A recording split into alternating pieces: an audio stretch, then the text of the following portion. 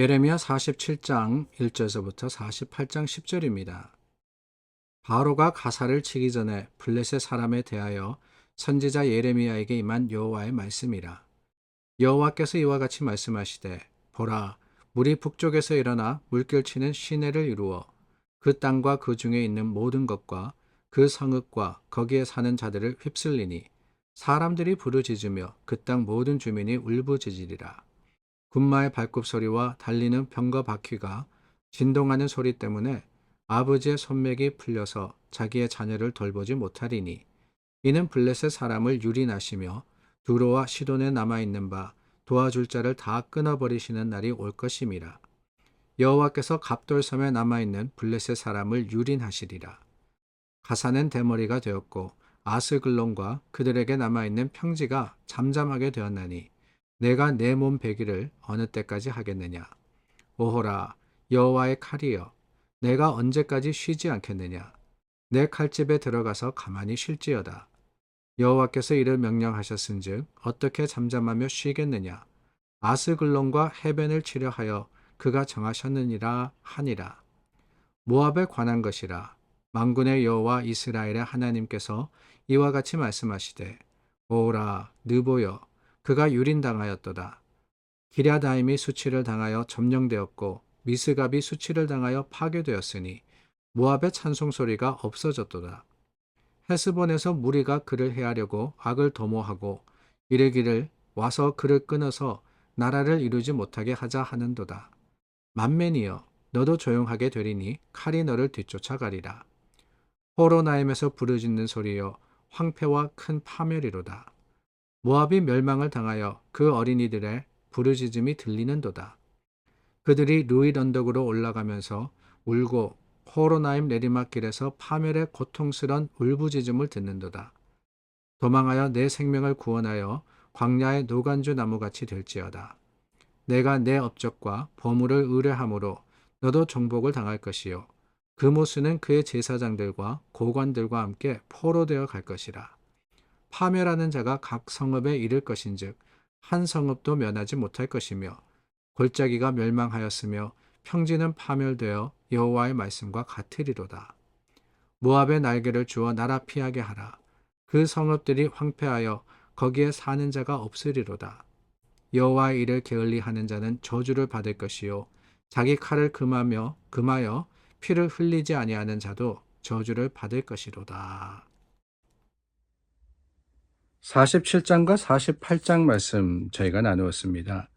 47장은 짧은 말씀이지만 블레셋에 대해서 하나님께서 경고하시고, 48장은 모압이라는 나라에 대해서 경고를 하고 계십니다. 블레셋이나 모압이나 우리가 이스라엘의 역사 가운데 굉장히 익숙한 그러한 나라의 이름이 아닐 수가 없습니다. 블레셋은 가장 유명한 게 블레셋의 장군 골리앗이 있죠. 다윗이 싸워서 이겼던 그 블레셋입니다. 근데 블레셋이라는 이 민족은 함의 자손입니다. 이 함의 자손인데, 그러니까 따지고 보면은 이스라엘과 이게 연관이 있는, 친척 관계에 있는 그런 나라였습니다. 그런데 계속해서 이스라엘의 역사 가운데 전쟁하고 또 다투었던 그런 나라였습니다. 이 말씀, 오늘 말씀, 그 하나님이 블레셋에 대해서 경고하시는데 중요한 것은 7절입니다. 여호와께서라는 이 말씀이 참 중요하지 않은가 하는 생각이 듭니다. 블레셋이 이 하나님을 제대로 섬기지 않고 우상을 섬기고 물질 중심의 삶을 살았습니다. 하나님을 모르는 민족은 아니었어요. 그러나 하나님을 섬긴 것이 아니라 여러 잡신들, 그러니까 우상을 섬겼을 때 하나님께서 블레셋을 심판하시겠다라고 말씀을 하셨던 것이지요. 선지자 예레미야를 통해서 우리가 이 46장에서부터 계속해서 열 민족에 대해서, 열 나라에 대해서 하나님께서 경고하신다라고 하지 않았습니까? 이 블레셋이라는 나라, 다른 나라들도 대부분 마찬가지입니다. 하나님이 경고하시는 것이 무엇이냐? 하나님을 섬기지 않았다라고 하는 거예요. 아니, 그들이 하나님을 모르는 사람들은 아니었습니다. 함의 후손 이 블레셋이었고 모압이라는 나라도 마찬가지입니다. 이스라엘의 동편에 거주한 민족들인데요. 이들은 롯의 후손입니다. 아브라함의 조카 롯, 바로 그 롯입니다. 그래서 롯의 후손으로서 그 롯이 어떻게 합니까?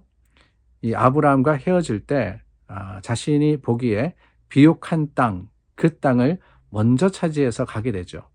그리고 그 나머지 땅, 그 반대편을 아브라함이 택하게 됩니다. 그러니까 이 이스라엘의 동편 지역, 그 지역이 굉장히 비옥하고 굉장히 좋은 땅이었다는 거예요. 거기에 정착한 민족이 바로 모압입니다. 근데 이 모압도 하나님께서 멸망에 대해서 선포를 하시는데 그 이유가 뭐냐? 우상을 섬겼다라고 하고 있어요. 오늘 저희가 10절 말씀까지 읽었는데 13절 말씀에 보면은 이스라엘 집이 베델을 의뢰함으로 수치를 당한 것 같이 모압이 그못으로 말미암아 수치를 당하리로다라는 말씀이 있습니다. 그모스라고 했는데 그모스는 신의 이름입니다. 이들이 섬겼던 우상의 이름이었어요. 성경에 보면은 몰록이라고 되어 있기도 하고 몰렉, 밀감, 밀곰 이렇게 표현되는 그 신이 바로 그모스 신입니다. 그러니까 모압이 우상을 섬겼다라고 하는 거예요. 자, 아브라함과 함께 하나님의 약속한 땅 가나안에 정착한 사람이었습니다. 친척 아비 집을 떠나서 그 고향을 떠나서 하나님이 가라고 하신 곳으로 아브라함이 갔다 그랬는데 그때 함께 갔던 사람이 누구냐? 그게 바로 롯이었어요. 그러니까 사실은 아브라함만이 아니라 롯도 하나님의 약속하신 복을 받을 충분한 자격이 있는 사람이었습니다. 근데 어떻게 해서 롯의 후손이 이렇게도 타락했느냐? 다른 게 아닙니다. 하나님의 일에 관심을 가지는 것이 아니라 세상에 관심을 두었고 또한 세상의 방법을 통해서 하늘의 복을 추구했기 때문에 그렇습니다. 10절 말씀해 보니까 여호와의 일을 게을리하는 자는 저주를 받을 것이요 라고 했습니다. 여호와의 일을 게을리하는 사람, 여호와의 일이 뭡니까? 하나님의 일은요. 여러분, 우리가 하나님의 일이 뭐냐라고 하면은 때로는 오해할 때가 많은 것 같습니다. 하나님께서 우리에게 맡겨주신 사명이 뭡니까? 우리가 교회를 잘 섬기고 헌금 많이 하고 또한 교회에 교인들을 불리고 그럼으로써 또한 우리가 사랑을 나누고 섬기고 세상에 많은 봉사활동을 하고 이런 것들을 하나님께서 하나님의 일로 우리에게 맡겨주셨다라고 생각을 하는데 물론 그런 일들 교회로서 해야 됩니다. 하나님께서 성도로 부르신 저와 여러분, 우리는 사랑의 사명을 받은 사람들입니다. 당연히 그 사랑을 증거하고 나누어야 하는 책임이 있는 거죠. 그러나 여러분, 하나님의 일이라는 것은 그보다 우선적인 게 하나가 더 있는데 그게 뭐냐? 다름이 아니라 하나님을 사랑하는 겁니다. 하나님을 사랑하는 것. 그게 가장 우선된 하나님의 일, 하나님께서 우리에게 요구하시는 것이라는 거예요.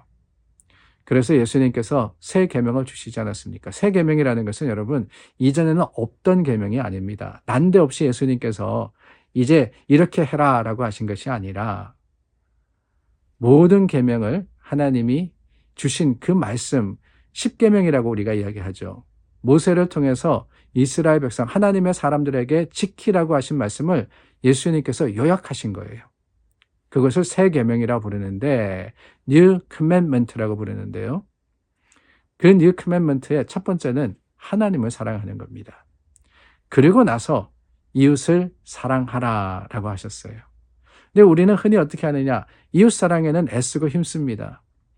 우리가 서로 사랑으로서 하나 되어야지, 교회로 모여야지, 교회 역할을 해야지, 열심으로 섬기고 또한 열심으로 우리가 그 봉사활동을 하는데 그 첫 번째를 잊어버릴 때가 너무나도 많더라는 거예요. 하나님은 먼저 사랑해야 됩니다. 하나님의 일이라는 것은, 여호와의 일이라는 것은 하나님만 사랑하는 바로 그거지 않겠어요? 근데 이 일을 게을리한 모압, 그 일을 게을리한 블레셋은 하나님의 책망을 받을 수밖에 없었던 겁니다. 저와 여러분들도 이 말씀에 다시 한번 깨달음이 있기를 원합니다. 우리의 관심이 어디 있느냐? 하나님을 먼저 사랑하고 하나님을 섬겨야지. 그래야지 다른 일들이 복될 수 있는 것이다.